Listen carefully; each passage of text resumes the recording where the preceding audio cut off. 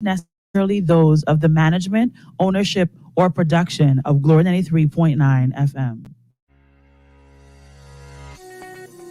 Today can be the turning point in your life by making a simple decision. Fundamental questions of navigation. Where am I? Where am I going? And how do I get there from here? I invite the leaders of our planet to ask themselves these three questions before they make any crucial decisions. But if you don't make decisions, you're going to stay right where you are. We are all map makers. We are in a time of transition. If we're going to change, we have to change the direction that we're going. Our planet needs leaders who know where they want to go. When we change the direction we're going, then we want to make sure we're going in the right direction. Leaders who can see the big picture. Because if we're not, we're going to either go backwards or we're going to stay where we are. Recognizing the psychological and the spiritual shifts and changes that need to be made, often from the inside to the outside. To be able to shape your future, you have to be willing and able to change your paradigm. Complex journeys require navigation. The path to the truth is one such journey. This is your GPS. Hairstyling services provided by J.D. Edwards Salon and Spa, Palmdale Shopping Plaza, Madera Street. Accessories provided by Chevette Williamson Jewelry. Standout jewelry for standout women. Wardrobe provided by Bahari Bahamas. Visit shopbahari.com. Good morning, everyone. Welcome to this edition of GPS Global Paradigm Shift on Glory 93.9 FM. I'm your host, Michelle Malcolm. Always a pleasure to be in your company, especially I love Fridays, TGIF open line shows. Because, I just love hearing from you guys and hearing what you think, what were the big stories of the week. Obviously, I come prepared, just in case you're only on my run. I got to make sure I have some clips to play. But I love hearing from you guys, hearing from you as to what you think are the top stories of the week. And I certainly am all geared up because we've had a very interesting week here in the Bahamas. But I want to begin the show today on a very positive note. Because last night, we had a young Bahamian man who walked across the stage of the NBA draft to become a Bahamian boy to be playing in the NBA. I want to send out a huge congratulations to Kai Jones, and especially his mother and my friend, Casperantina Ellis Jones. Cass and I go way back. Cass is a pageant girl, so you know what that means. She's a former Miss Tea in Bahamas. And Cass and I go way back. And to see her son, one of her two kids, walk across that stage to become the newest Bahamian NBA player, as I watched the video last night, I got a little teary-eyed. I must admit, it was such a sense of pride, but especially knowing the sacrifice that Casperantina put in for her children. Woman of God, and to know the dedication and sacrifice that she put in to raise her kids right. And just to see him accomplish that goal was very, very emotional for me. And I want to begin the show today by actually playing the highlights of him, making the draft. He was picked 19th overall by the New York Knicks, but they pretty much picked him for the Charlotte Hornets because like immediately after he was traded to the Hornets. And I think the deal was that they would use their pick to get him for the Hornets. And then in exchange, the Hornets, I think, turned over to them the rights to a first pick some years forward or something like that, something along those lines. But anyway, the New York Knicks used their pick to select him on behalf of the Charlotte Hornets. So he is now a proud member of the Charlotte Hornets. And I'm just waiting for my producer to get back to the With the 19th pick in the 2021 NBA Draft, the New York Knicks select Kai Jones from Nassau, Bahamas, and the University of Texas.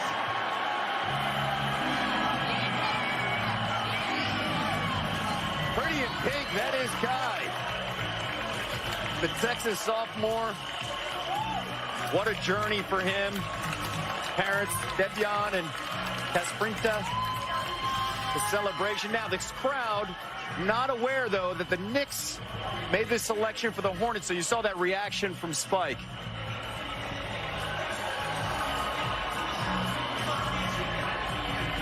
Davis, listen, I know how much work you guys can put in to get to this point. Even though you've been putting a lot of work, it's time to get back to work. I always say, people are always there for the awards and never there for the presentation. Listen, welcome to the NBA, good buddy. It's your time. Go get it, big fella. Really intriguing thing about Kai, because he was a long jumper from the Bahamas, played organized basketball just a few years ago. Born and raised in that country. He'll be the 8th player from the Bahamas to play in the NBA. Notable players from the Bahamas: Michael Thompson, Rick Fox, DeAndre Ayton, Buddy Hield.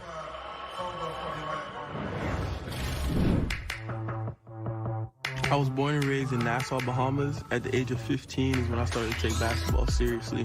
What drew me to basketball was the fanfare, just seeing how excited people were to watch the game. It was like a performance, and then watching LeBron play was a huge inspiration to me. My aunt was from Cleveland, and she brought me a basketball that had Cleveland Cavaliers on it, and I loved that basketball. So ever since then, I kind of just fell in love with the game. DeAndre Ayton's a basketball player from the Bahamas. I met him when I was like 16 years old. We worked out together. He said he was going to be the #1 pick the year before, and he went out and did it. That was very inspiring to me. It's always special when you can put on for your country. I can't wait to show the world what the Bahamas is made of. And now I'm here with Kai Jones and his family. Kai, you were a sprinter. You were a track star. You just started playing organized basketball at 15. What do you attribute this rapid rise to? This rapid rise goes to God and just my work ethic. You know, coming into the game, I knew that I was behind in some aspects, so I just worked twice as hard as everybody that I knew. I get up before school and go at 5, lift at 6, go to school, practice, and play pickup after. So just a lot of hours and a lot of faith and belief in myself. Casprintina, I can see you nodding along with your son as he talks about the work that he put in. Yes. What did you see from him over the years to get here? He's always been hardworking, so dedicated, never gave up. He's been determined, he set goals, and he kept his goals. He's a hardworking kid, stayed focused all the time. And he believed in what God said he would do. Absolutely, and you've said that you want to, just like DeAndre Ayton, someone who you've been in contact with, you want to continue to make the Bahamas proud. Why does that mean so much to you? You know, being from a small country where a lot of kids don't get to do this, just being able to play basketball in the States in nice facilities is a blessing. So being able to play in the NBA, I feel like I have to make the most out of it, you know, because they're living through me. I can see the conviction in your eyes. You're going to make the most out of it. Congratulations to you and your entire family. Yes, ma'am. Thank you so much. 242 to the world. 242 to the world. I just love that. Well, first, Cash showed up looking like the queen that she is. I was like, you go, girl. I mean, she looked amazing. And did you notice the coordinating pink shoes with the son's pink suit? I'd say Cass don't play, you know. Like they say, real men wear pink. My boy showed up. So proud of them. Cass, by the way, is an employee here at Glory 93.9 FM. So we see each other like every day. And man, I am so proud of him and so happy for her. And it just goes to show you that when you raise your children right, no matter what difficulties you may face, no matter how hard it can get. Boy, Romel, go sit down. Romel say mother sound like a Jamaican. She ain't sound like no Jamaican. She's full-blooded Bahamian woman. Go sit down with that. But when you raise your children right, you know, because sometimes you face difficult situations and some people succumb to that difficulty and make some compromising decisions. But when you make a decision that no matter what I face, no matter what difficulties, I can raise my children in the fear of the Lord. I can raise my children right. You will be rewarded for that. I know a lot of people going through, a lot of single mothers are going through, and you just, sometimes you want to give in and you want to compromise because you can't see no other way out. But trust me, put God first.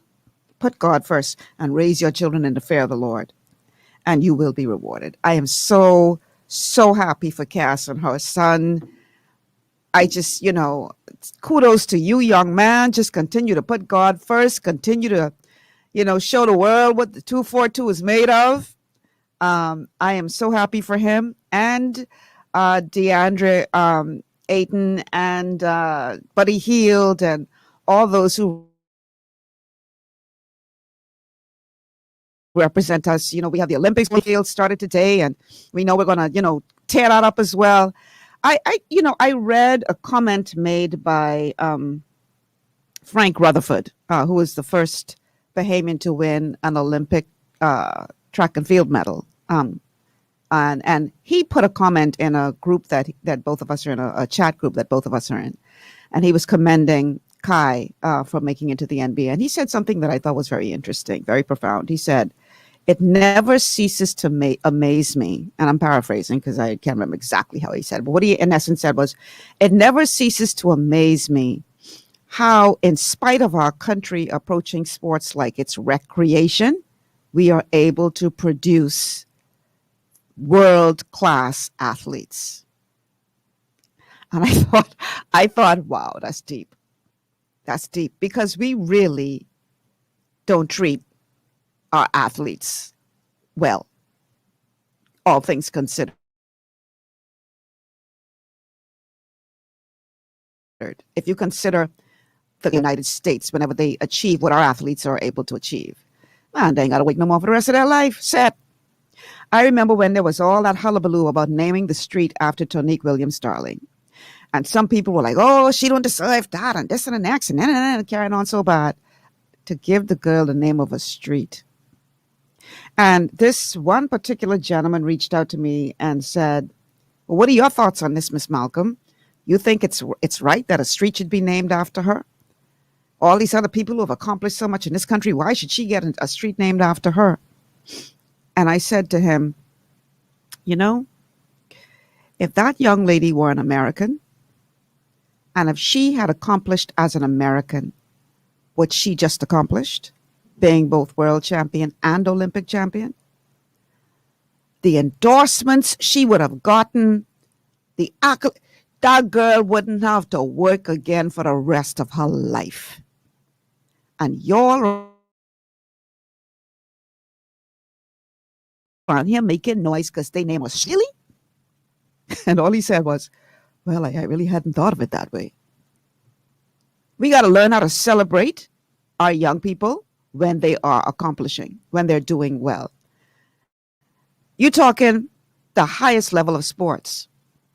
As a track and field athlete, the world's and the highest is the Olympics. But yet we had people arguing that a young woman who had won on both levels wasn't deserving of having a street named after her.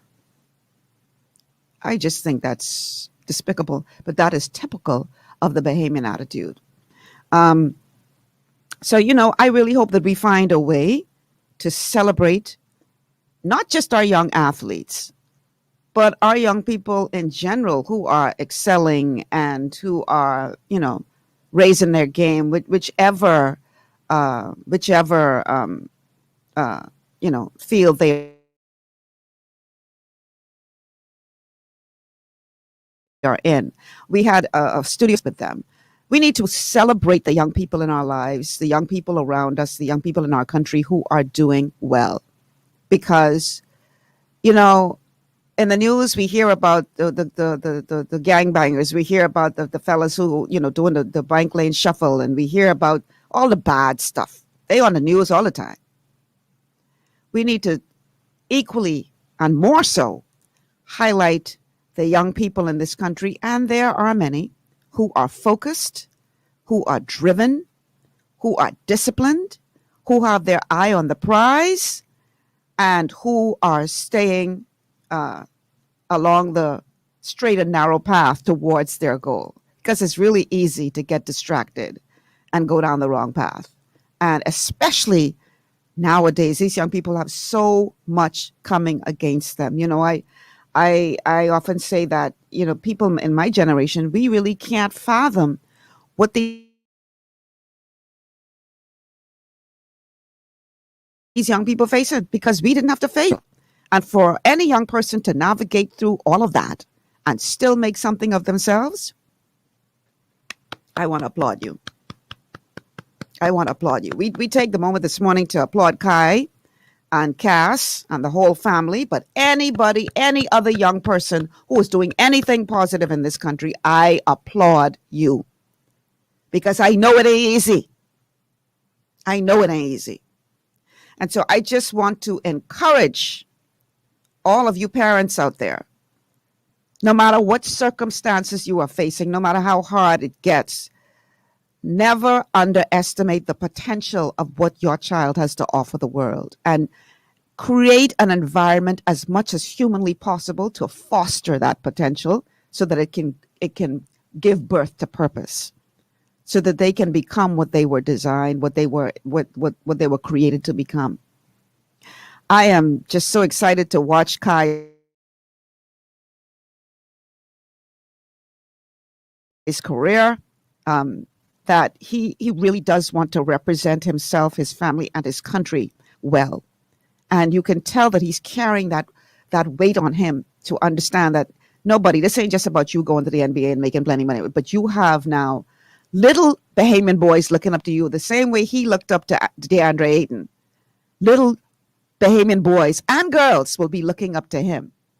And you could tell that he understands the weight of that responsibility and that he intends to live up to their expectations. So I pray God's speed. I pray God's blessing and protection and covering over his life. And I was a proud Bahamian last night. But when I see my girl Cass step out and now white, I say, man, this girl don't play. Cass was like, this how we do it in the Bahamas. She looked amazing. I said, look at this queen. Look at this queen. I can't wait till she comes back in the office for me to tease her about that. But she really did look amazing. And congratulations to your son, and all the best as he goes on to have hopefully a long and illustrious career in the NBA. So very proud. So Patrice says, it's simply a matter of you don't know what you don't know as it pertains to acknowledgement of the greatest of greatest in this country. Yeah, we got to do better in that regards, though. We really have to do better. We really have to invest more in our young people. Because how many more Kai Joneses are out there? How many more Buddy Hields are out there? How many more DeAndre Aytons are out there? How many more Michael Thompsons and Rick Foxes are out there? And that's just that one sport, basketball. But a lot of them are growing up in environments that are stifling that potential. And it's a shame.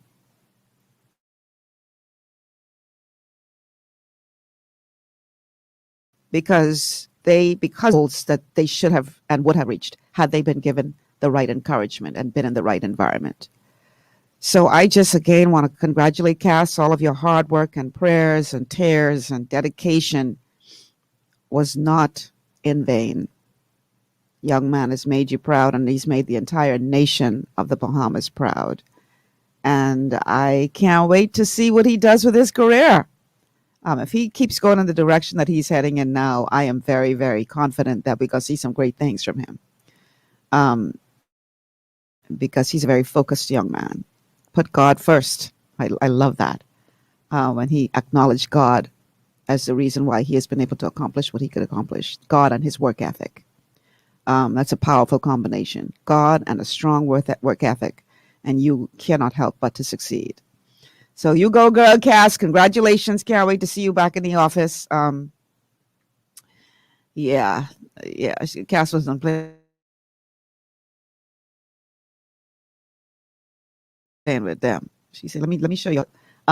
Jamila says, greetings, Lady Malcolm. Greetings, Bahamas, and those around the world. Thank you so much. Amos says, what a good mother can accomplish. That is so true. That is so true. And she certainly has sacrificed for her children, and I'm just happy to see it paying off. Amos again says, congratulations to Kai Jones, NBA 19, pick 2021. Yeah, and my boy show up in a pink suit. I say, oh, shucks. Fashion statement. Oh, boy, I tell you looked very sharp in your pink suit, Kai. Yeah, that was nice. It was nice. All right, so now that we've gotten the congratulations to Kai out of the way, I wanted to start the show with that. I wanted to start with something positive, because, we get all bogged down in the politics and COVID and all that kind of stuff. And every now and again, it's good to have something positive to celebrate that proud moment, to see that Bahamian young man walk across that stage and enter into history as an NBA player. And let me tell you something, it ain't easy to get to the NBA because you have thousands trying to get there, and you have to truly be the best of the best to make it that far. Because, they got B-League and all them kind of things. They got, so they those who ain't quite there, they send them to the junior leagues. And, so for him to go straight in, that boy got talent. He got skills and a strong work ethic, which helped him to fine tune those skills. And so, yeah, good stuff. Congratulations once again. All right. So now that we have gotten that out of the way, maybe, you know what? Let's take our first break so I could separate the good news from all the rest that's coming. Because you know how we go on a Friday. So let's take this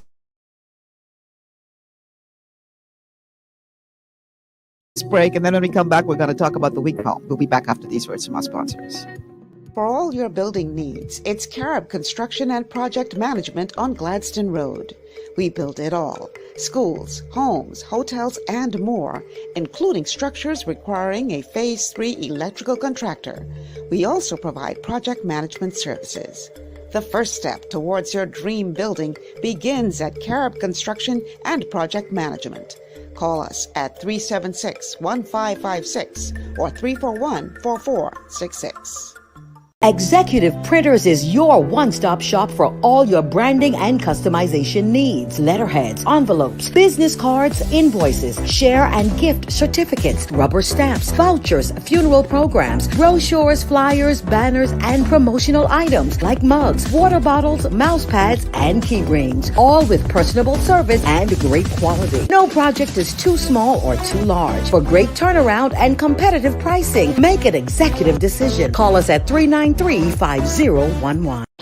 At Lee Air, safety is our number one priority.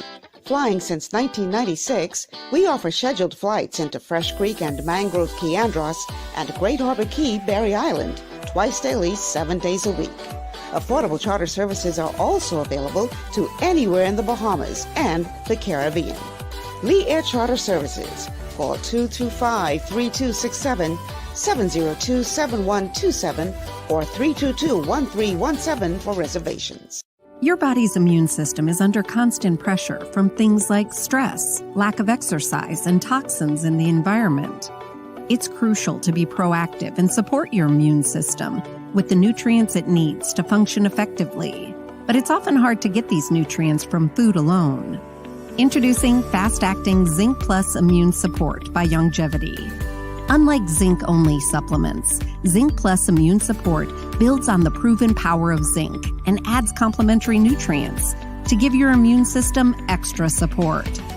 Vitamin D helps balance the effects of zinc, while our proprietary blend of natural fruit and root extracts provides the extra help your immune system needs to work against daily stressors. And we've included Longevity's exclusive plant-derived minerals to give your body the minerals it needs but can't get from food alone.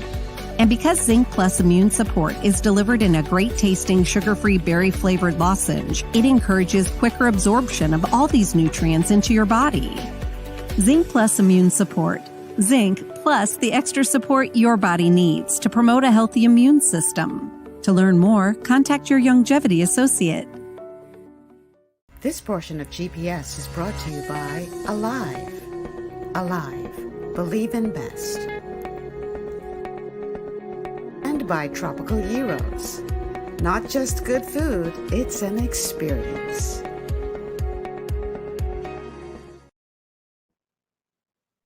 GPS on this TGIF Open Line show. I'm your host, Michelle Malcolm, and we are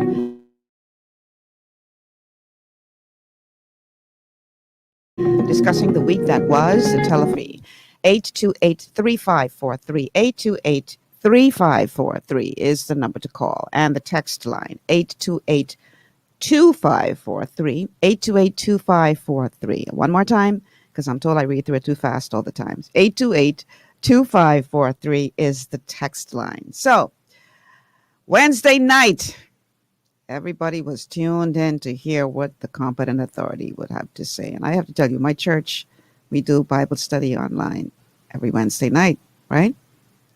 But I decided I was going to watch the address, and I felt really guilty. I was like, oh, Lord, I'm missing Bible study to go listen to this man. But after his address, I didn't feel so bad anymore. I felt like I got my Bible study in. He quoted more scripture. I said, okay then. All right then.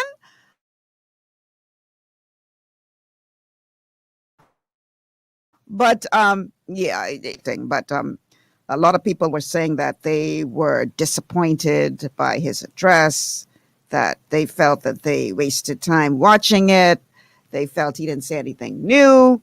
A lot of people were just very happy that he didn't lock us down. So I'm going to read to you the highlights of what was covered in his address. So here's what he revealed. He said 49 medical staff along with 111 nurses and nursing support staff will be hired shortly to complement staff dedicated to COVID-19 response at a total cost of $7.2 million. 18 hospital beds for COVID-19 patients will be added to the Princess Margaret Hospital inventory with the addition of 2 negative air pressure medical tents provided by the Samaritan's Purse International or aid organization. Installation scheduled to begin today. Samaritan's Purse is also looking at other clinical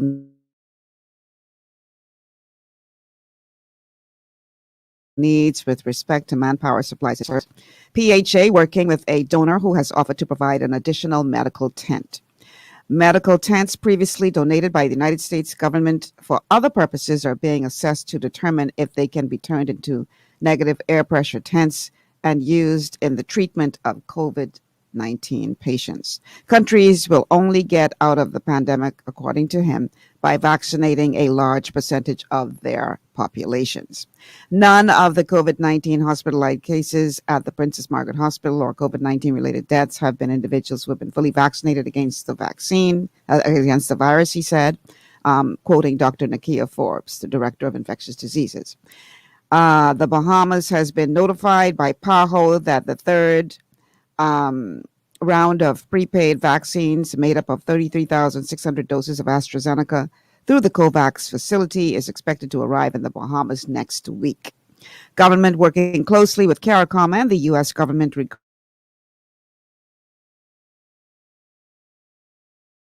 regarding a donation of vaccines in direct communication with the Secretary General of CARICOM to ensure that there is no delay in the Bahamas receiving these vaccines. As soon as supplies are available, the Pfizer vaccine will be offered to 12 to 17-year-olds only with the consent of their parents or guardians. The government is working with the U.S. Embassy in Nassau to secure equipment and supplies that will be useful in the next phase of the vaccine rollout. More than 100,000 Bahamians and residents have received at least one dose of the COVID-19 vaccine since the rollout started in mid-March of 2021. This includes approximately 27,700 doses in Grand Bahama and throughout the Family Islands and Keys, and 147 homebound residents through the mobile unit. Vaccinations continue at the Loyola Hall Vaccination Center on Gladstone Road for second doses. Experienced epidemiologist to the team on the ground in collaboration with PAHO, and this individual will provide much needed support and clinical direction to the surveillance of identified cases as well as identified contacts. Additional efforts to supplement the team include the interview training and orientation over the past few weeks of more than 40 individuals to be added to the contact tracing team. A new app is being rolled out, replacing the Hubcat system to provide a technological solution to monitoring individuals who are not complying with quarantine and isolation protocols. The Prime Minister has given instructions to the Secretary to the Cabinet to instruct all permanent secretaries to implement a schedule, shift, or otherwise that allows public servants to work from home where possible. And the private sector companies are encouraged to do the same and slow the spread of COVID-19. Foreign reserves remain at near record highs of just over $2.6 billion, the Prime Minister said. Inward investments of $897 million in 2020 represented a 47% year-on-year increase, he said.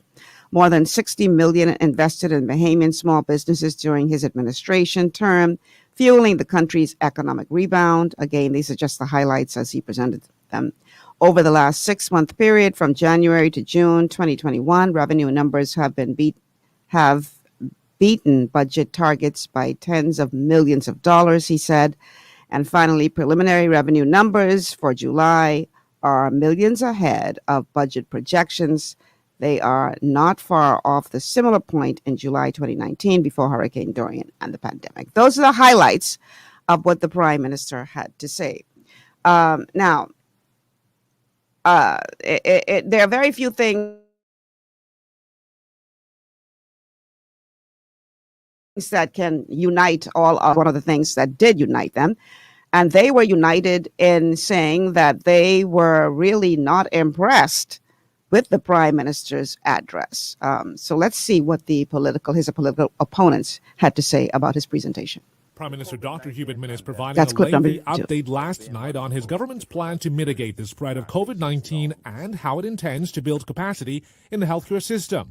But the opposition Progressive Liberal Party says the national address sounded more like an election campaign than a decisive way forward. Well, this seems to be like electioneering. Let's go back to March of 2020, and you had maybe 10 cases of COVID in the country. He shuts down the whole country, chokes off the economy, kills the economy. And nothing he's done since March 2020 has actually stopped the spread of COVID. We now have 13,000 cases, and he's opening up the country. Can't get people to take the vaccine. So the situation is getting worse. The Prime Minister spent a significant portion of his speech pushing the national vaccination campaign, asserting that vaccinations will help to end the deadly effects of the pandemic. Leader of the Bahamas Constitution Party, Ali McIntosh, who refuses to vaccinate, slammed Dr. Minnis for what she says is a weak approach to beating the virus. She says there's not enough scientific data on the vaccine's efficacy. The Prime Minister said in his speech last night that we should stay away from Bush medicine, that it will not help us, that we should just take the vaccine. I'm disappointed that the Prime Minister has not provided any alternative to the Bahamian people except to take the vaccines. The mortality rate is like 1 to 2%. I mean, being conservative in terms of persons dying because of COVID-19. The recovery rate is 98%, which means if you can recover from a disease at that rate, that we should be able to find ways to cure it. Coalition of Independence leader Lincoln Bain feels the same way. He said that Bush medicine doesn't work when there are Bahamians who have stories that say otherwise. When there's no talk about ivermectin or hydrochloroquine or zinc or anything that is an alternative treatment or any kind of treatment that should be accepted, Bahamians want more information and more education, not just telling us to take the vaccine. At last count, the Ministry of Health reported 88 new COVID-19 infections, 14,500 infections to date, and 286 deaths. Democratic National Alliance leader Orinthia Kumalafe says the Prime Minister's solutions are a bit too late. There's no surprise that the numbers are surging the way that they are now. The Prime Minister only has himself to blame because of the opportunities that he squandered. Here we are now with the healthcare system on the brink of collapse again because he squandered the opportunity to bring it up to capacity, not just from an infrastructural standpoint, but also from a personnel standpoint. So now we have the situation where we have 280 plus deaths now to date. We have 90 plus persons in the hospital, of which 10 are in ICU, and the healthcare workers are fatigued and they're overextended. While these opposing parties may have different views on the Prime Minister's management of the pandemic, there's one thing they all agree on. They want the Prime Minister to Keep that. Ring the bell. All right, love to hear from you on your thoughts on the Prime Minister's address on Wednesday evening. I heard a lot of, wow, I was kind of surprised at how he pretty much was begging the Bahamian people to go and get vaccinated. That was the first. Please, please. I was like, wow. Wow. What are your thoughts? Would love to hear from you. 828-3543. 828-3543 is the number to call. Or you can send us a text, 828-2543. 828-2543 is the text line. So Jamila says, I thought AstraZeneca vaccine is no longer being used in the USA. Why is the Bahamas still pushing AstraZeneca? Well, it was never used in the USA, Jamila. They never approved it for use in the United States.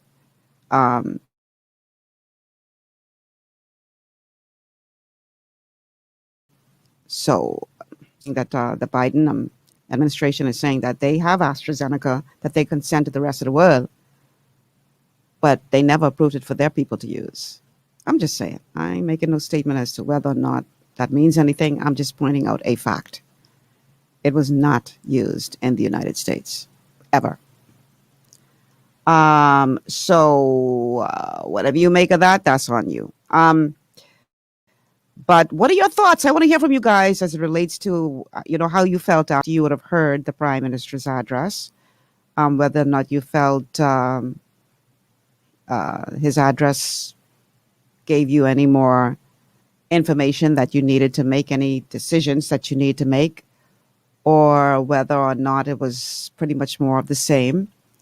I know a lot of people were relieved that, we weren't locked down, considering there is a holiday weekend coming up. I think a lot of people expected that because there's a holiday weekend, the cyber relief that we weren't.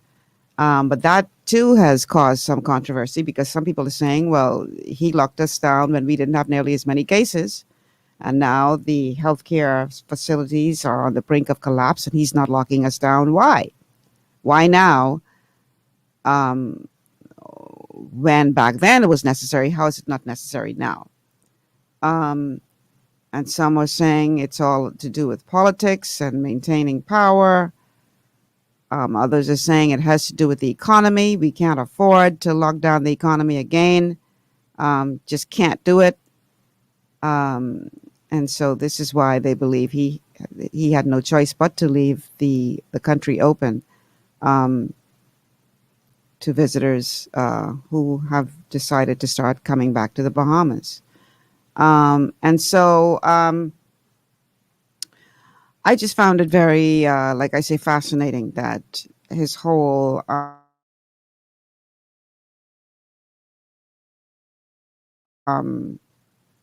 as it relates to trying to convince people that the vaccine is the only choice available to get us out of this mess.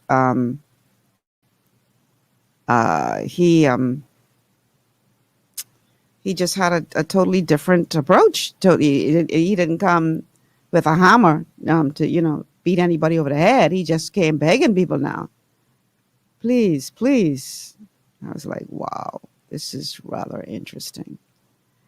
So yeah, that was the Prime Minister's address on Wednesday evening. I tell you, I'm going to reserve my comment as to, y'all know how I feel. I don't have to regurgitate that any further. How I feel as it relates to our approach to trying to combat this. So since you only want to talk about that, let's move on. There was a poll was done recently by an independent company to see how Bahamians feel as to who will win the next election. And the poll came back. This is clip number 3, Marisha. The poll came back indicating that the PLP would win by a very narrow margin. So yeah, let's go and listen to that clip number 3. A new poll suggests that the Progressive Liberal Party will most likely win the next general election, edging out the governing Free National Movement by 5%. The online poll conducted by Bahamian information and research company Intel Key was conducted between November 2020 and May 2021 and included a sample size of 5,965. And according to that data, 35% of voters said they would vote for the PLP if election was called at the time of the survey. 30% said they would vote for the FNM, 12% were undecided, 11% said they would not vote at all, 8% indicated that they would vote for the Democratic National Alliance, 3% would vote for the Coalition of Independents, and 1% would vote other. The PLP leads the Family Island vote by 10% and New Providence by 5%, while the FNM leads Grand Bahama by 1%. Grand Bahama also has the largest amount of undecided and non-voters at 23%. While there appeared to be greater support for the FNM among respondents over 45, both age groups preferred to vote for the PLP. However, younger respondents, those under 45, were also more likely not to vote at all. Intel Key also compared the results of the poll to the vote distribution in the 2017 general election. It showed that FNM support declined by 27% since the last election. PLP support declined by 2%, and DNA support grew by 2%. However, Cresswell Ferguson, who heads the firm, told Eyewitness News that polling on leadership approval showed respondents preferred Prime Minister Dr. Hubert Minnis over opposition leader Philip Brave Davis. And while some may speculate that the next general election will be held within the next few months, the Prime Minister has remained tight-lipped on the actual date. The election is not due until May 2022. I forgot to mention, thanks to Eyewitness News for allowing use of their reports and videos. So do you agree with the poll? Do you agree that it is likely that the Progressive Liberal Party will be the next government, albeit by a small margin?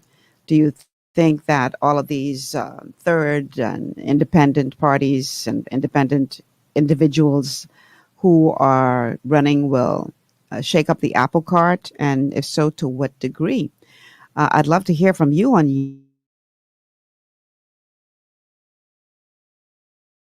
your thoughts of the results or whether or not you think they missed the mark. The telephone number 828-3543, 828-3543 is the number to call. Let me go to a couple of your comments on Facebook. So Bertha says, the country is broke. I knew from the get-go PM couldn't lock us down. Even if he wanted to, we in a mess straight up. Anne says, we can ask, but we won't get an honest answer, hun. Okay. Amos says, 90,000 Bahamians took at least one jab already. Out of this number, 30,000 has taken 2 jabs. I thought they said the number was 27,000 for who are fully vaccinated. But that would, I apparently so, Amos. That's around the ratio of persons who have been fully vaccinated. Jamila says, for a country that has been locked down with a depressed economy, how can we possibly not target? I'm missing something here. For a country that's been locked down with a depressed economy, how can we possibly not target by tens of millions of dollars? Okay, Jamila, I am a bit confused about what you're saying there. Not hit target. I'm not sure what you're saying there. Yeah, you might want to resend that message. Clearly, the economy is such that we couldn't afford the lockdown the first go round. Oh, on target. Okay. Okay. So yeah, you know, maybe we need to get Marlon Johnson back in here again so he could explain the details of that statement. But that's what the prime minister said. That's what he said. So I can't say that he is off. We just got to. It would be beneficial to have somebody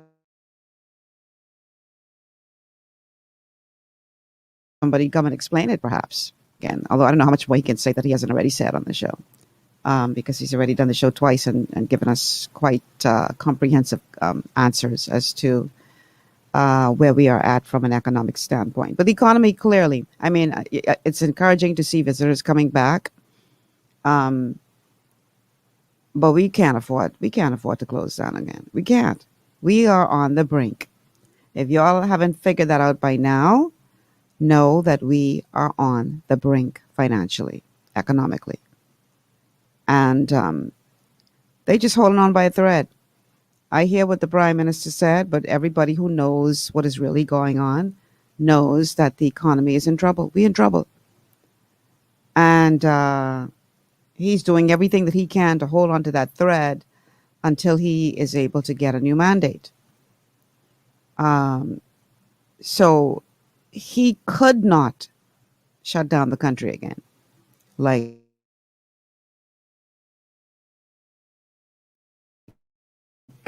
somebody said, birth, I think it was. In spite of the numbers that we're seeing with COVID, the increase in cases, the strain on the healthcare system.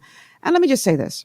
Usually, like the way lockdowns are supposed to work is pretty much just to give your healthcare professionals a break.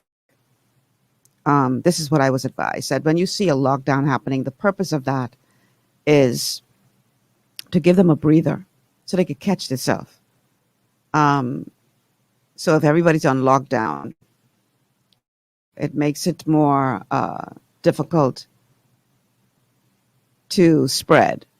And so, well, I shouldn't say that, because you could still, if you're on lockdown and you have COVID and you spread it to your whole family and in the house, that kind of thing. But it makes it more difficult to spread throughout the community. You just, spread it within your close quarters. But the whole idea of the lockdown is really just to give your medical professionals a break. And I would argue that if there is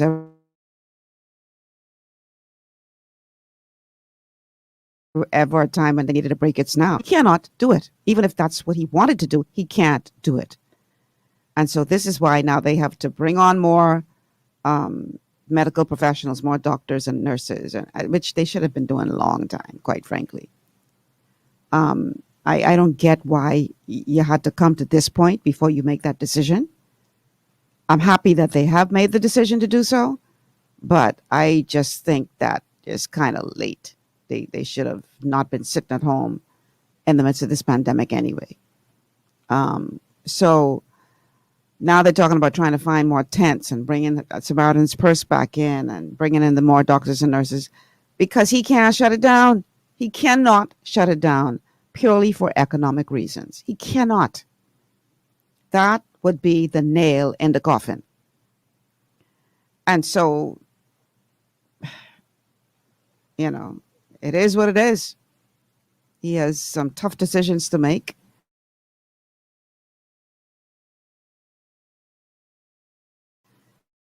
and he's doing everything he. I don't know. It puts him in a very strange, like we like to say, between a rock and a hard place. His back is against the wall, and it'll be interesting to see what happens on August 13th. And I agree with Adrian. I heard him on his show earlier today saying, "Watch what happens on August 13th, and that'll sort of tell you what he's going to do." So, ain't long now. 2 weeks, and we will know one way or the other which direction he's heading in. That's August 13th. So let's wait and see. In the meantime, people, I want to encourage you to not take this pandemic lightly. Please do what you need to do to protect yourself and your loved ones. Follow the guidelines. Sanitization, wearing your mask, not congregating in large crowds, social distancing, please.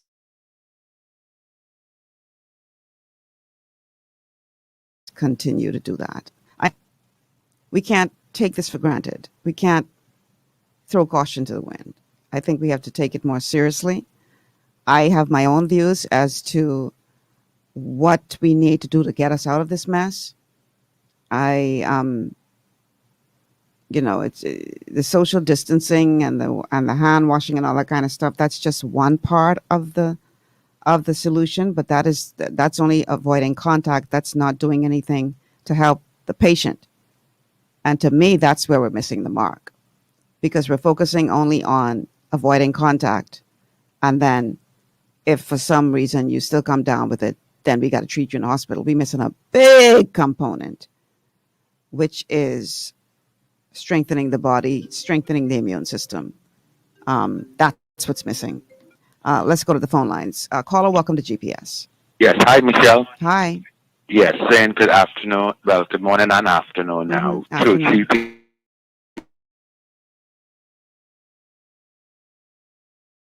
Live, GPS 2 or nothing in the next election. Now, I heard your show from the beginning. And by the way, you look lovely. Thank you. Yes, ma'am. I heard your show from the beginning, and I don't like when my spirit is troubled. All right? And that's what's happening right now. Okay? The facts don't change. We are a two-party world community. All the leading countries in the world only have two real parties, okay? That's not true. They have no, wait, don't, listen. When I'm with real, in my context, meaning when you're dealing with Great Britain and America is the number one. Let's just draw a line right now in the sand. Okay, Great Britain was defeated. Okay, by America in the 1700s.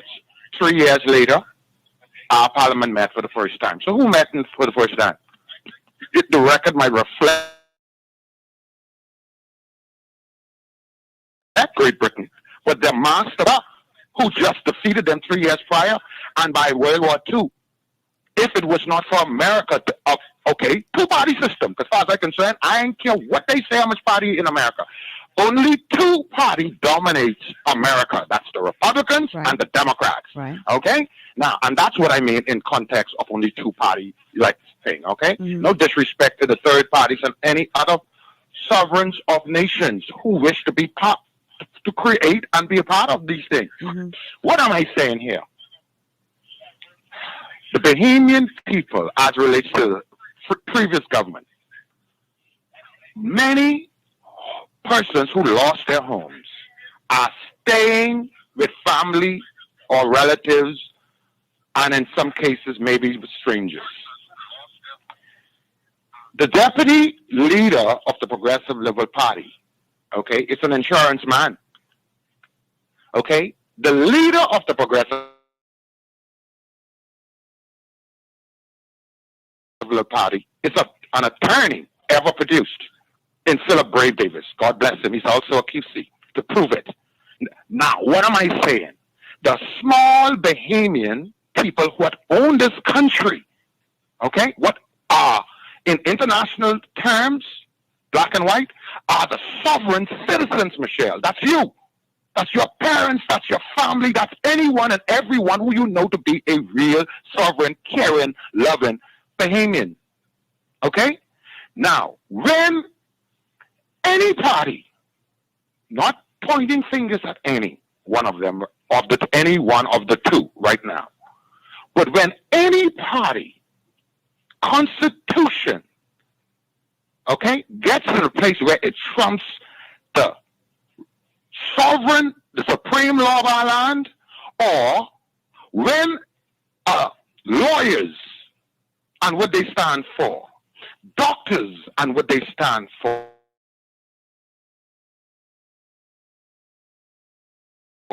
insurances and what they stand, interior and exterior and what they stand for. When your ambition is now known to the sovereign citizen of this country that y'all care about all of that more than us, that's when Yahweh Elohim, Savior, okay, that's a spirit. If you don't want to use Savior, just use spirit. That's yes. Why yes? Yahweh Elohim, spirit, steps in and defend his interest, not your interest, because I already tell you what your interest is. And that's when I have a problem. When all of you can benefit, and the little common man who the Universal Declaration, the preamble, you like to talk with your Bahamas preamble and what it stands for, and I agree 1,000%. Amos, is there a point to all of this? The point is to all of this is this.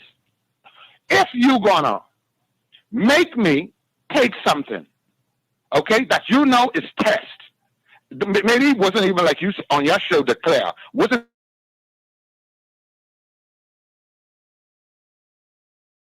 even test on animals yet.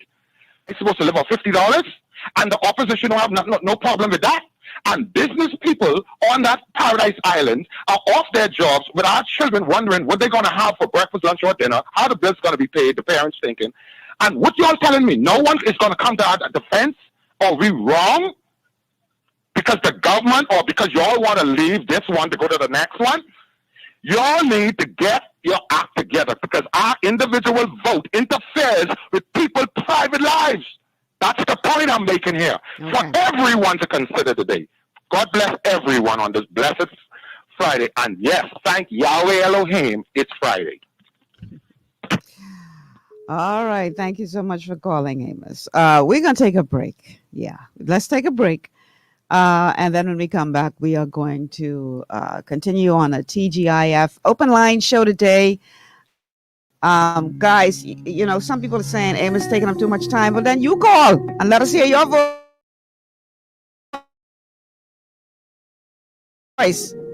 At least he call it. Looking for an extraordinary junior high school with caring, qualified staff and affordable tuition? Then come visit us at Elite School of Excellence, an affiliate of First Step Academy. ABECA focused and Ministry of Education approved, we foster discipline, integrity, and wisdom while molding our students for success. Call us at 341-8846 or stop by First Step Academy Schools on Fire Trail and Soldy Roads for more information. At the Shirley Street Plaza, you'll find Le Petit Gourmet, a small cafe that's big on flavor. Handcrafted delights made with love will not only please your palate, but feed your soul. Call us at 394-1251. 8 to 12 minutes is all it takes for a burglar to rob your home or business. Security Systems International provides professional and affordable solutions for both. Call 396-5000 for your customized quote. Gwen's Alterations provides professional services for all your tailoring needs, including face masks to keep you safe and in style. A stitch in time saves 9. So call us today at 393-6227. Escape from the city life to Bacon Air Beach Resort in Pirateswell, Mayaguana. Relax in one of 16 air-conditioned rooms just steps away from the ocean. Enjoy scrumptious dishes in our waterfront dining room. Sip on a tropical cocktail, or if you must, stay connected with wireless internet. Nestled on one of the most beautiful beaches in the Bahamas, Bacon Air Beach Resort offers a unique vacation experience. For reservations, call 339-3726 or 463-0182. Your body's immune system is under constant pressure from things like stress, lack of exercise, and toxins in the environment. It's crucial to be proactive and support your immune system with the nutrients it needs to function effectively. But it's often hard to get these nutrients from food alone. Introducing fast-acting Zinc Plus Immune Support by Longevity. Unlike zinc-only supplements, Zinc Plus Immune Support builds on the proven power of zinc and adds complementary nutrients to give your immune system extra support. Vitamin D helps balance the effects of zinc, while our proprietary blend of natural fruit and root extracts provides the extra help your immune system needs to work against daily stressors. And we've included Longevity's exclusive plant-derived minerals to give your body the minerals it needs, but can't get from food alone.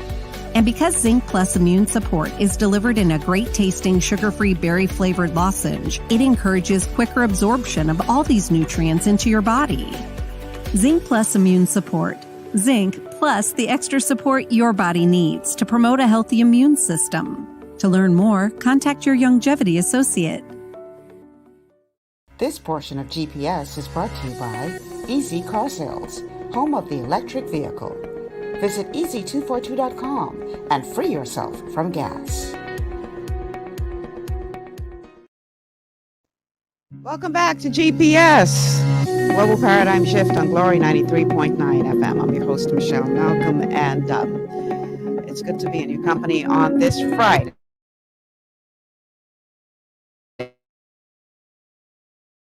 It's an open line show. What you think about the week that was? So I'm going to go to a couple of your comments. Lily says, Mr. Amos, I agree with you on this one. Oh, dear, Amos, you have somebody agreeing with you. A man that's passionate for his country and people. And Jamila says, I would like for the election poll to be taken again now. Then we will have a better idea of where the country is now about the results of the next election. I think the numbers have changed. Amos says, GPS Live or nothing begins at 11 a.m. to 1 p.m. I called into the show at 12:03. I started to speak at 12:03. Okay, all right, yeah. So, if you listen, the open line is open line. So, all of you are invited to give us a call. Let's hear your voice. Let's talk about the highlights of the week that was. Because, I pick out a couple of sound bites, but that doesn't mean that we have to be limited to the ones that I pick out. The whole purpose of the open line show is for us to talk about anything, the things that I pick out, but obviously I have to prepare just in case you guys, don't, respond. And so I have to make sure that I have something prepared so that we can talk about it. So again, the telephone number is 828-3543, 828-3543. 828-3543 is the number to call. And the text line is 828-2543, 828-2543. So make sure you don't call the text line trying to, put in your voice, because I can't, it's not hooked up that way, because that happens from time to time when people are calling the text line. So just make sure you understand the difference. The two numbers are very similar. So the call line is 828-3543. The text line is 828-2543. All right. So what else is going on? So it has been decided that on making mandatory for healthcare workers to be vaccinated. We see in some countries that is, well, in some states in the United States in particular, I think there are 2 states where they are now saying that if you're a healthcare worker, you have to be vaccinated. And some others are considering going that route. Here in the Bahamas, the verdict for now is that there's been no definitive decision as of yet on this matter. That's clip number 4. The government has not yet moved on the recommendation of the Emergency Operations Center to make vaccinations mandatory among The government has not yet moved on the recommendation of the Emergency Operations Center to make vaccinations mandatory among healthcare workers. This amid sharp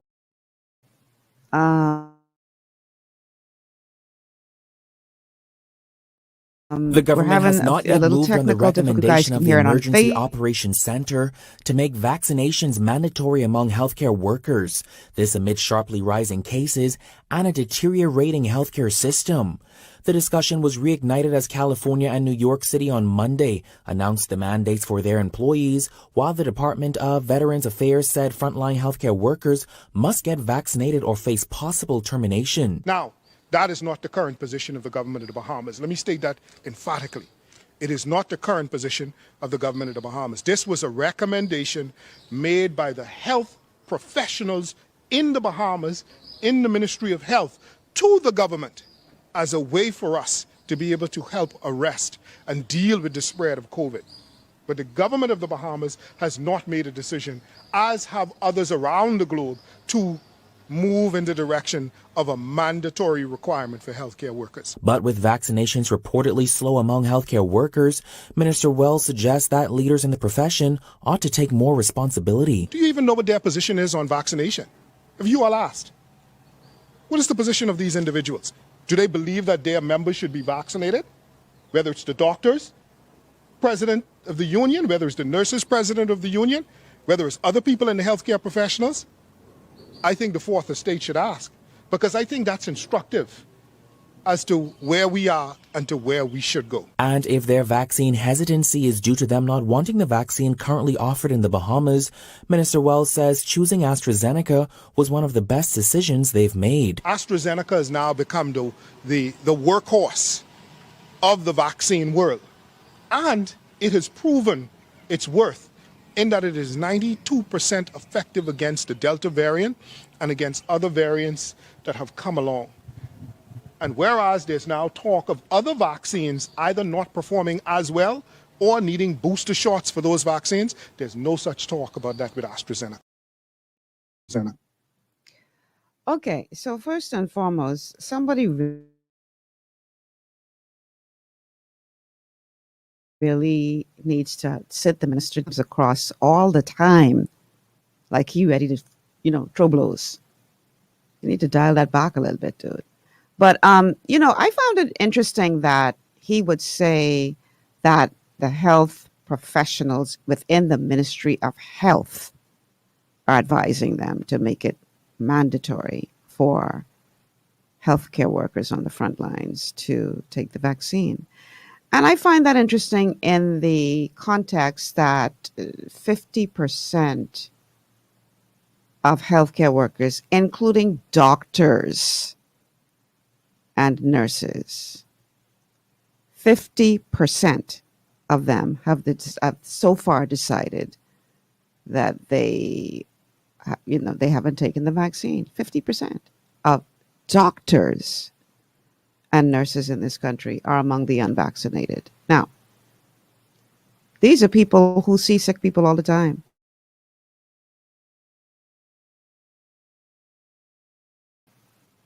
And I'm sure the ravages of COVID-19, more so than those of us who aren't in there treating patients. But 50% of them have decided thus far to not take the vaccine, which would make it necessary for you to now be considering making it mandatory. Because if they were all taking it, you wouldn't have to consider that.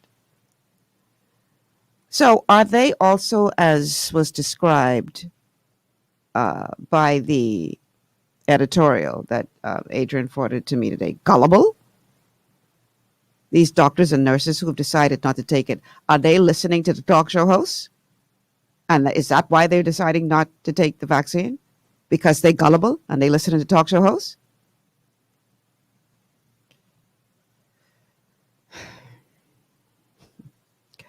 Jamila says, with a 98% recovery rate, why are we pushing only the vaccine? Child, Jamila, if you know, I know.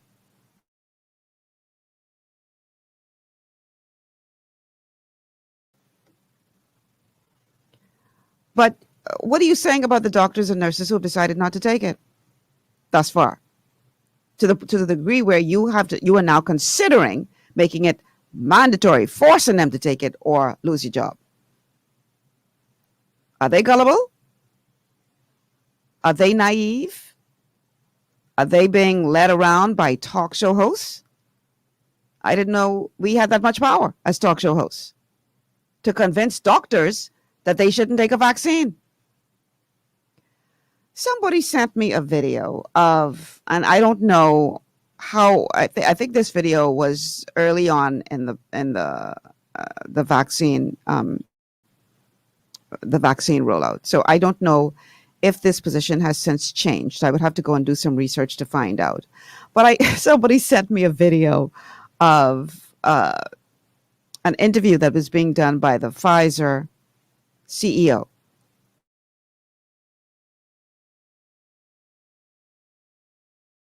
And the interviewer asked him, and they were like, why not? Well, I don't want to jump the line. I'm 58 years old and I'm healthy. And I really don't want to jump the line at this point. So now,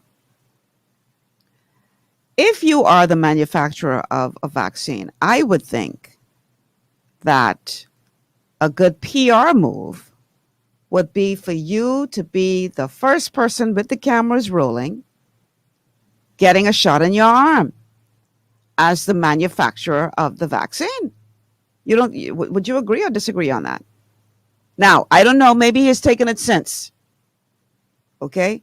Because like I said, that video, I believe, came out at the beginning of the rollout of the vaccines. But he goes on to explain how he doesn't, he don't want to jump the line. And that's why he hasn't taken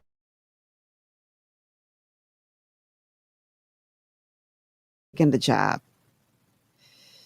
Okay, y'all really think my mind sent me to school for recess. I didn't go to school for lunch.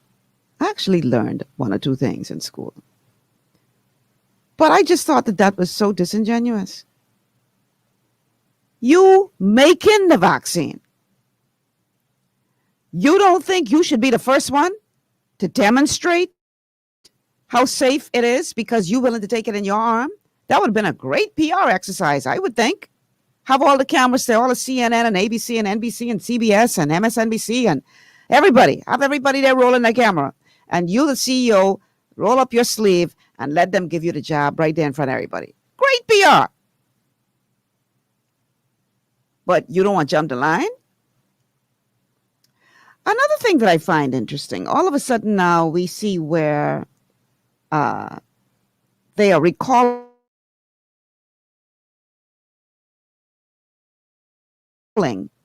class 1 tests, saying that they aren't as effective as they originally said that they are. They're recalling all these PCR tests, right?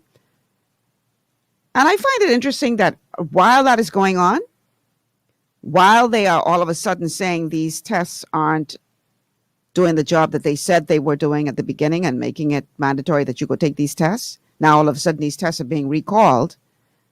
And at the same time, one Mr. Bill Gates just spent $41 million buying what? A company that produces test kits out of the UK. Just at the same time. I just find it fascinating. Things that make you go, So it'll be interesting to see what happens as it relates to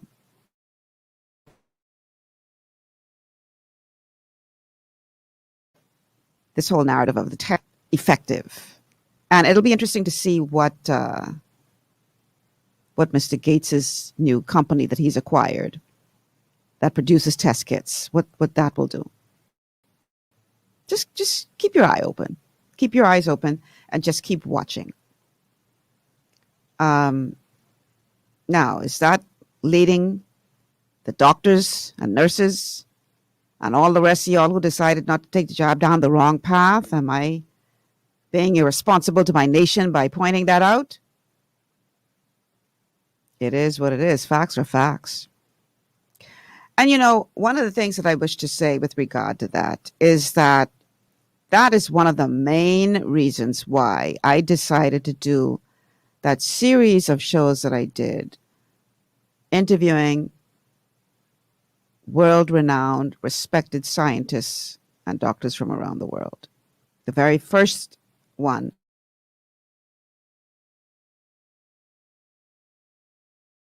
was with Dr. Gert Van, who helped to create vaccines, who has worked for Gates and has worked for Gavi and is a vaccine developer. And he was the one that I started off my series with. And his main thing was that, and if you haven't seen those shows, please go back and watch them. There are shows that I've done, a series of shows I did on Wednesdays. And what Gerd van den Bosch has argued is that when you mass vaccinate during a pandemic with a vaccine that does not stop the transmission of the virus, it doesn't stop people from contracting it or passing it on. So even though you may not become what they call clinically ill to the point where you have to be hospitalized, you're still able to pick it up and pass it on. And his argument is that it is a mistake to mass vaccinate during a pandemic with a vaccine that does not stop transmission,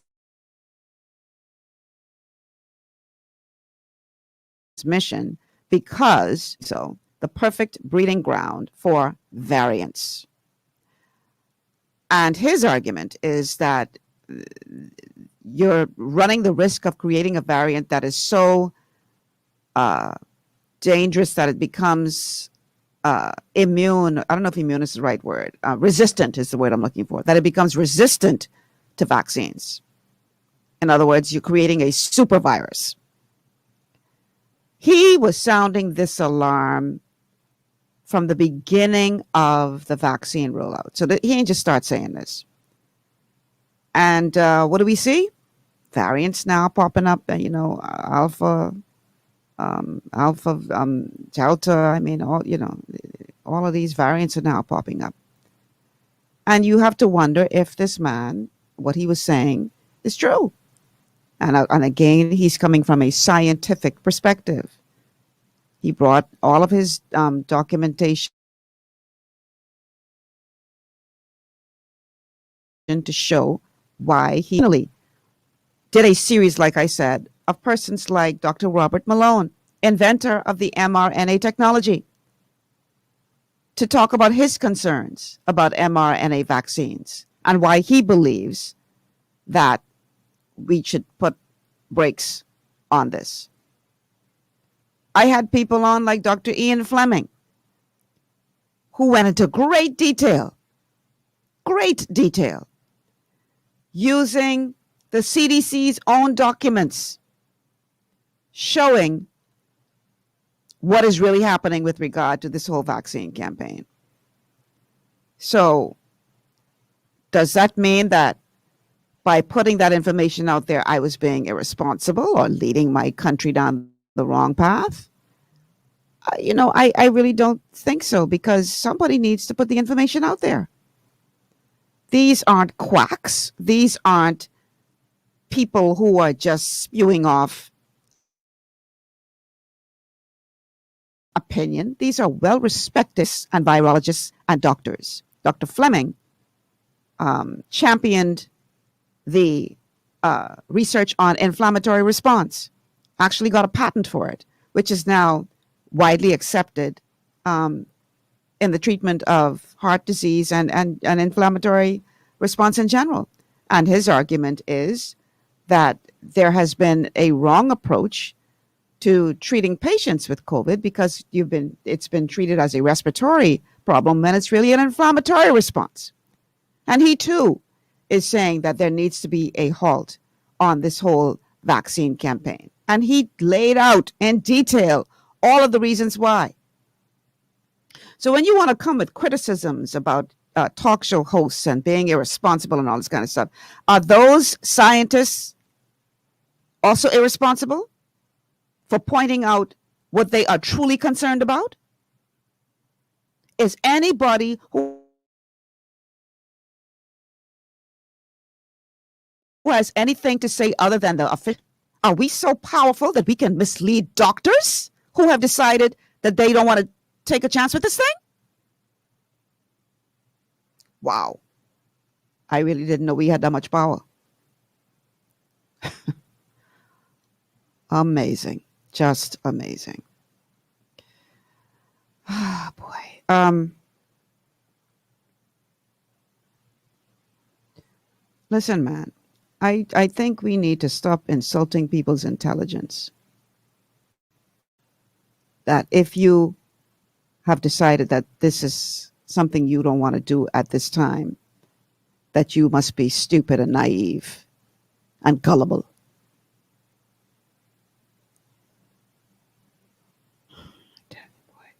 Lily says the choice of words he used at that time doesn't add up. Oh, you're talking about the Pfizer CEO, eh? The one who said he ain't want to jump the line?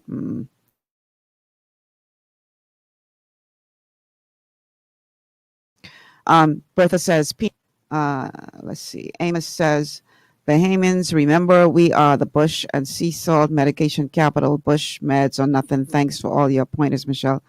And listen, I don't want to be, I don't want to say, oh, go drink some Ceresin and that'll, no, I'm not saying that. But I do believe that we need to put more emphasis on doing things that will help a person to fight COVID, which is obviously strengthening the immune system with micronutrients. Because the recovery rate is extremely high. And the difference between those who recover and those who don't, I would dare say and suggest, is their immune system. And as we know, or should know, vaccines are only effective when you have a functioning immune system, an immune system that works and can respond to the trigger.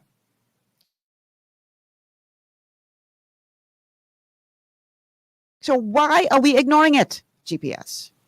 Good afternoon, Sean. How are you doing? I'm wonderful. How are you today? I'm okay. Always a pleasure when I go in.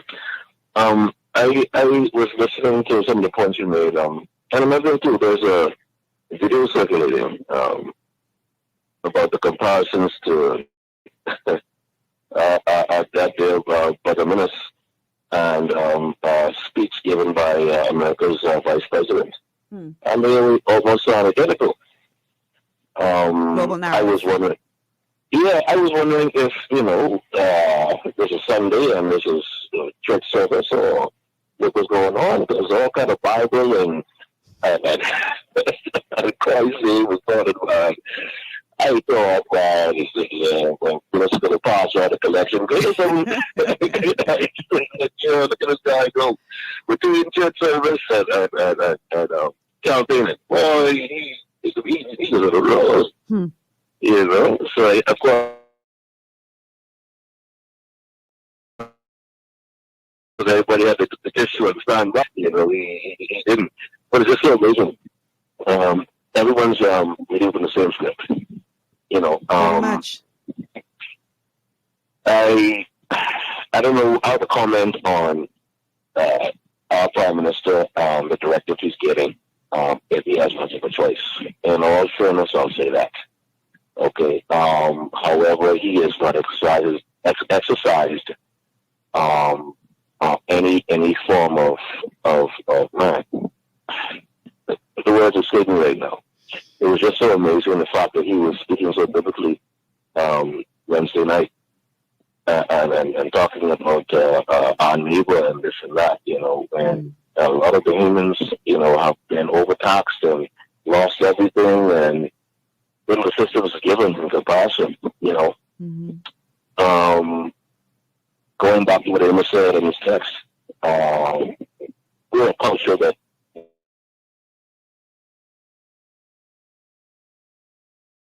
we rely on bush medicine and bush medicine too, actually.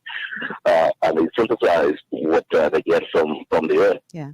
To mass market it. But the fact of the matter is, if we can, all of us that are born in the 80s, 70s, and 60s, we had our grandmother, our great-grandmother, especially the ones in Ireland, they passed with like 110, 115, one something, and these were down on the humans who ate from the earth.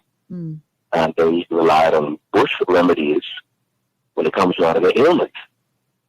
Case in point, Dr. Sebi, he was brought before the Supreme Court by the FDA to try to discredit his state's theories on bush medicine and their effectiveness on the ailments that they are supposed to remedy. Mm-hmm. And he brought some actors, some dignitaries, multi-millionaires, they had an assortment of different ailments.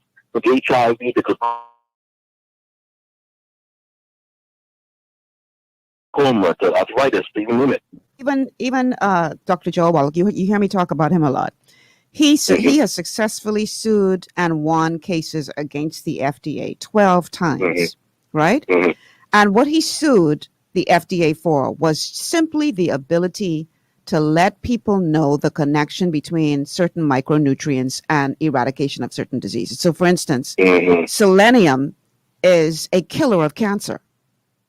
He had to sue the FDA to be able to legally say there was a connection between selenium and cancer death. Here's my thing.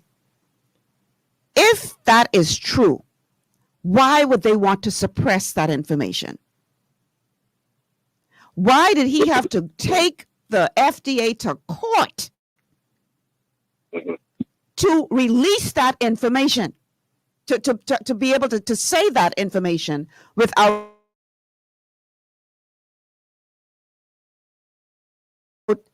fear of being, and we know it's true, if selenium can kill cancer, why would they try to stop the public from knowing that? Simple answer to that question. Very simple. Money.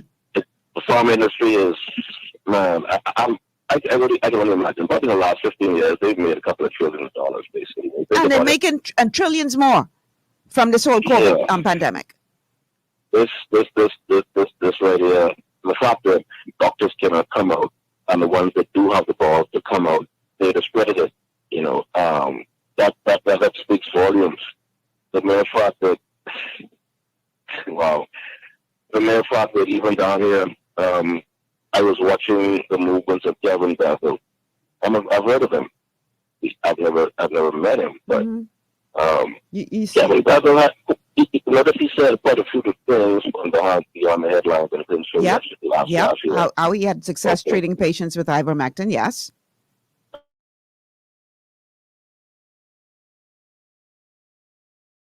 And ivermectin sent the Prime Minister's email, the office of the Prime Minister was supposed to rest on his desk. Can I tell you this? Top priority. Can I tell you this? I won't call his name, but I have a friend who is a doctor who told me that he too has presented the government with an alternative that is effective, and they wouldn't even respond. A medical doctor right here in the Bahamas told me that. I said, no response, didn't even acknowledge. You know what I'm thinking? I'm thinking that there's some material reward in store for any leader that gets a certain percentage of the populace vaccinated, I believe. That's my personal conspiracy theory. It can't be proven, that's why I got to say what he said. But there has to be some monetary reward for any leader that gets over a certain percentage of their populace fully vaccinated.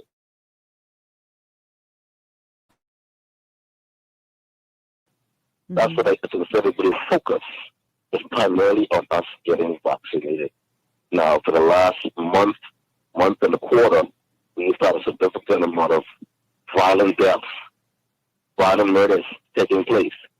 The president wasn't put upon climbing crime situation. It's on only the vaccine. If you notice the vaccines carefully, you know, and his speeches, I don't know who's writing his speeches for, because they seem so sincere. Almost, we don't know him any better. You call it a tearjerker speech, you know, but he speaks with such emphasis. Everybody know the vibe, man, boy, I would get free.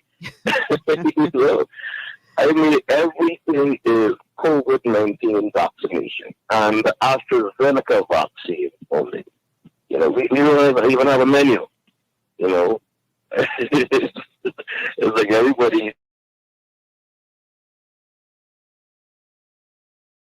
eat it up here. We can't eat nothing else. It really is a basic, but it is what it is. This is our reality. Yeah. All of us are watching the medical personnel in this country right now, and they're taking it. Even the big bad FDA has not approved any vaccines in America. And they haven't budgeted for a long time now. I've been watching them. You know what? People send me a bunch of videos. My God, I'm bombarded all the time with these bunch of videos, right? Somebody sent me a video of, I think it was the leader of Australia, I believe. Don't quote me on that. I would have to confirm. I saw the video. I don't know if it's factual. When they asked him about people who have died from the vaccine, and his response was, well, you know, they made an educated decision by taking it, so that on them. I mean, I'm paraphrasing. Mm-hmm. But zero liability. Mm-hmm. Anyway, I don't want to misguide, you know, y'all gullible people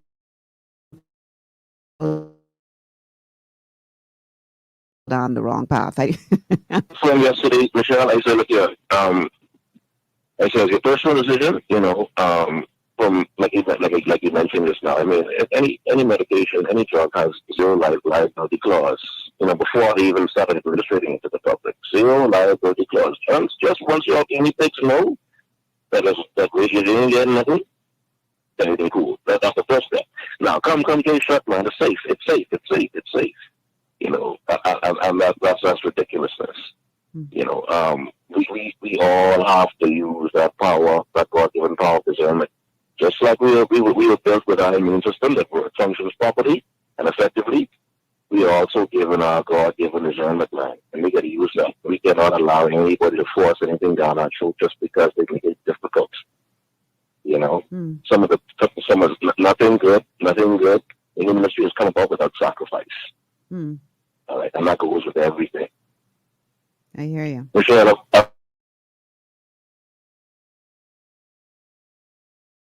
been talking too long.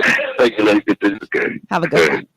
All right, guys, we're going to take our final break of the show. Then we come back. We're going to, I think, play one more clip, and then we are going to wrap it up. So stay with us. This is GPS. Understanding your microbiome, also known as your gut ecosystem, can change everything you thought you knew about nutrition, digestion, immunity, and metabolism. Keeping your gut ecosystem healthy and balanced is essential. Ultimate Microbiome by Longevity was specifically formulated to optimize this ecosystem. It provides the advanced support your gut needs through prebiotic, probiotic, and postbiotic supplementation. Our unique blend of probiotics includes Lactobacillus and Plantarum, healthy bacteria that can help prevent harmful bacteria from taking over your gut.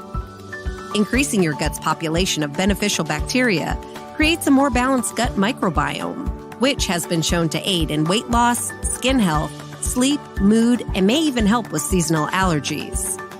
Ultimate Microbiome also promotes the production of postbiotics. Postbiotics are key to help regulate your gastrointestinal health. To enhance digestion, Digizyme Multi-Enzyme Complex, a blend of 5 specific enzymes, has been added to Ultimate Microbiome. It can help break down food so your body can better absorb nutrients. Plus, we've added our proprietary I-26 Hyperimmune Egg Powder to aid in the elimination of disease-causing gut bacteria and help your body balance its immune response. Ultimate Microbiome, the scientific, proprietary, and holistic approach to gut health that helps optimize your body's entire gut ecosystem. To learn more, contact your Longevity associate. One of the things I love about the mailboat is their relationship with Bahamas Air. I can earn travel points on my international freight and redeem them when I fly. For me, online shopping is easy, with Mailboat's U.S. addresses and regular freight delivery to Nassau. Plus, I can always prepay customs and freight, and they always notify me when my package arrives. Yeah, a lot of people think the Mailboat is just for shipping, but they also offer a safe and secure storage facility at affordable rates, all in a central, convenient location. We also offer passenger service into Freeport multiple times per week with a seating capacity of over 450 persons. With family movies on large screens, one hot meal included, and onboard lounge for snacks and soft drinks. We're the Mailboat. We're bridging people, products, and places.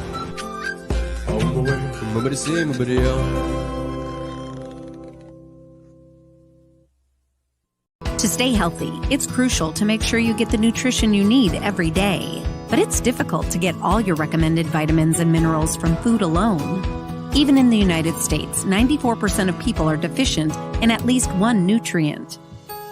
Beyond Tangy Tangerine 2.0 by Longevity is a simple, convenient, and affordable way to help your body get the essential nutrients it needs. It's an advanced plant-driven multivitamin mineral complex that contains certified organic whole foods, trace minerals, and antioxidants. BTT 2.0 supports your body's natural defense system with a proprietary blend of energy-boosting and body-loving nutrients, plus prebiotics, probiotics, amino acids, and enzymes that support digestion. With an unusually high ORAC score of 8,000, you get even more antioxidants to help combat free radicals that can cause damage to your cells. But to get the most benefit and value from any multivitamin, your body must be able to break down the nutrients so you can fully absorb them. Otherwise, they'll just pass through your system without doing any good. Beyond Tangy Tangerine 2.0 was specially formulated with synergizing cofactors to ensure you get maximum nutrient absorption. Beyond Tangy Tangerine 2.0 is the easiest way to give your body the balance and complete daily vitamin mineral supplement it needs for optimal support of your overall health. To learn more, contact your Longevity associate. This portion of GPS is brought to you by Tiki Bikini Hut at Junkanoo Beach. Great food, cool tropical drinks, and family fun in the sun. And by BMP Liquidators. High-quality furniture and home goods at very reasonable prices. Welcome back to GPS, Global Paradigm Shift, Glory 93.9 FM. Michelle Malcolm in your company. Let me read through a couple of your comments on Facebook. So this one is from Hadassah. Hadassah says, when you look at the definition of vaccine according to Google, a substance used to stimulate the production of antibodies and provide immunity against one or several diseases prepared for the causative agent of a disease, its products, or a synthetic substitute treated to act as an antigen without inducing the disease. So according to the CDC, people who have received both shots are possibly spreading the Delta variant. So the question is, what is this substance they are forcing?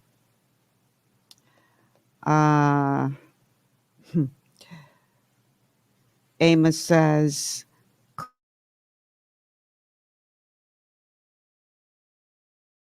COVID-19 caused behaviors to go back to nature. Emilis says, a lot of the new cases I feel are coming from the shedding of those who have taken the jab. Hadassah again says, someone has to do it. What is happening in this country is a shame. They only want to push taking the vaccine. They don't want people to hear how this vaccine can adversely impact people. It is wicked. Let's see. Tracy says, they keep telling you to follow the science, but the science is telling you that this COVID pandemic is not being led by science. Interesting. Amos says, you are correct. Build up your immune system, Bahamians. And Tracy again, it's also amazing how the overflow in the ER is being branded as COVID when most or none of the patients have been tested.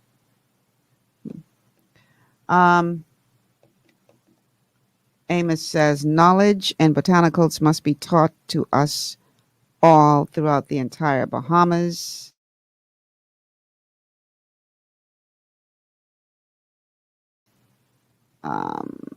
Cancer is big business. You best believe it is. All right. This one is funny. Alicia says, Michelle, I think Bishop Hubert Minnis used the wrong text in his sermon because he does not take care of his brothers, citizens of the Bahamas. What he should have used was Deuteronomy 30:19. I call heaven and earth to record this day against you that I have set before you life, vaccine, and death, blessing and cursing. Therefore choose life, vaccine, that both thou and thy seed may live. Alicia, you are something else. All right, let's see. I want to go to the final clip of the show. And that is the announcement that you have to be vaccinated to be included among the 5 people who are now allowed to campaign.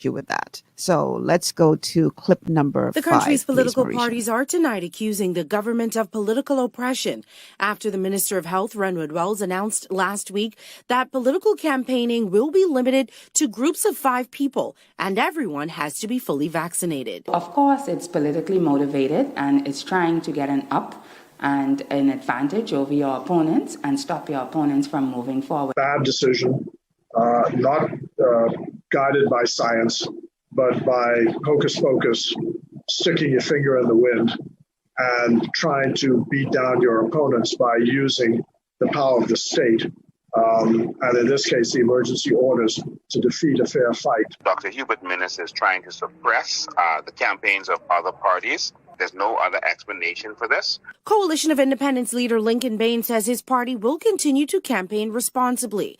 The sentiment was also echoed by Progressive Liberal Party Chairman Fred Mitchell, who says the PLP does not intend to change their campaign protocols. So to say that only vaccinated people who are still at risk of the disease can campaign but others can't, that is unreasonable. If there's to be a requirement for tests, that is more understandable. But to force people to take an experimental vaccine, we do not accept at this time. This is a clear overreach because it is affecting people who may have difficulties with the vaccine because of either health or matters of conscience and strongly feel that they should not take it. Our view is, while we encourage everybody to take the vaccine, we believe that this is a matter of personal choice and there should not be coercion on pain of fines and jail sentences for not doing so. Meanwhile, Democratic National Alliance leader Rinthia Komalafe is asking for the science behind the decision. Go inside a restaurant if you're vaccinated, or now you can campaign on the ground if you're vaccinated. Of course, that's oppression of your political opponents, because the likelihood is that the persons that are walking with him are vaccinated. But that's still irrelevant. The fact is we have the choice to choose what we put inside our bodies, and nobody should feel the pressure to put something inside their body. And of course, like I said, the education needs to be more forthcoming. The various political parties have all been campaigning over the past several months, with elections speculated to be called in the next few weeks.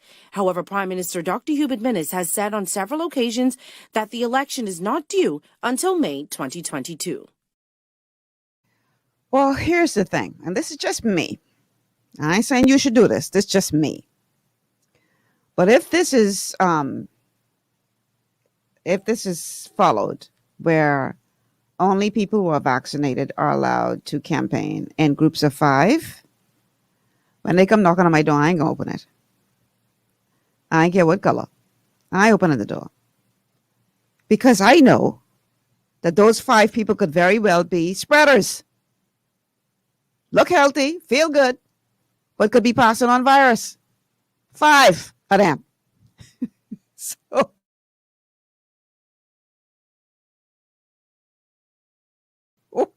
me personally, now everybody else I could guess, maybe. You still be careful.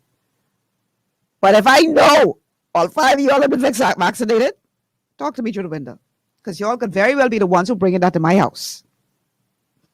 So this is a mess. So Lily says President Biden is now telling the people who haven't taken the vaccine that they would be given $100 to take the jab due to this recent variant. This is what I call desperation. Ah, boy. Let's see. These comments are moving kind of fast. So where did the comment go? Hold on, let me see if I can find that one back. So Bertha says, if this government offers me money, I'm still not taking the experimental drug. I know there is no money. So Wendell says, has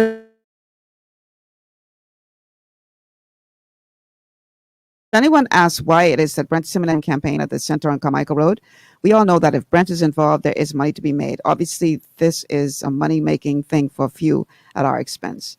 Let me just say this. I wouldn't. I think that they believe that the only way out is with the vaccine. The only way out of this pandemic is with the vaccine, and therefore they believe that if the population is in large part vaccinated, that could affect the economy, which is going to affect their pocket. So I believe that, and I could be, maybe they just genuinely interested in helping people. Or it could be that they just generally interested in protecting their wealth. And they probably figure that the only way out of this is with the vaccine. And therefore, people need to be vaccinated so that they can get back to their lives of making money. I don't know. Okay. Jamila says,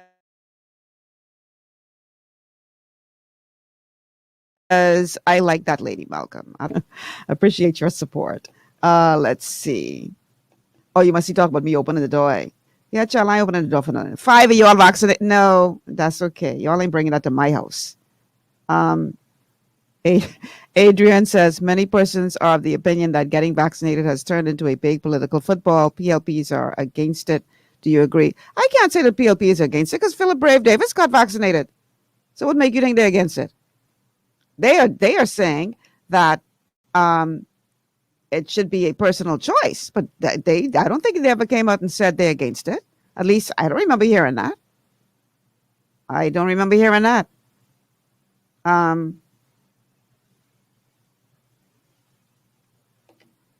Bertha says, on point, Michelle, where there is Brent, money is involved. All right. Listen, guys, whatever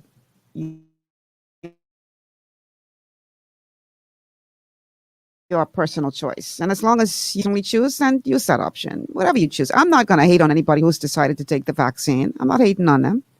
That was their choice. I don't want them hating on me because I've decided not to take it, because that's my choice. And I know why I've decided not to take it. And I'm convinced that I made the right decision for me. And I'm not going to hate on anybody who is convinced that they made the right decision by taking the vaccine for them. I'm not going to hate on you. That's your choice. But don't hate on me. And don't try to make me out to be a villain because I have decided not to take a vaccine. Because I ain't spreading COVID nowhere. I just traveled the other day. I had to take a test, going on a test coming. So somebody brought up a point the other day. They said, if somebody is asymptomatic without a vaccine and they spread the virus,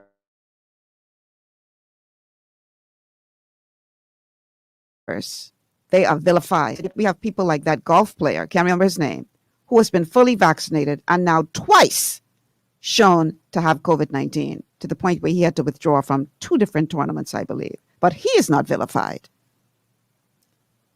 Even though he came down with COVID and could potentially spread it.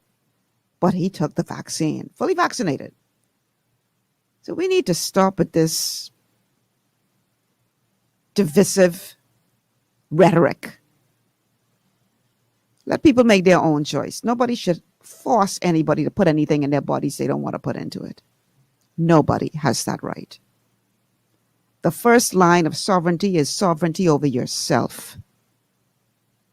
And when you lose that, I dare say you lose everything. So I'm going to end the show on that note.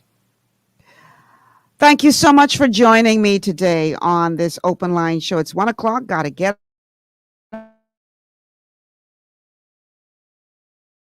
out of here and go start my weekend. Invite you all. I'm doing a health talk this evening at 7 p.m.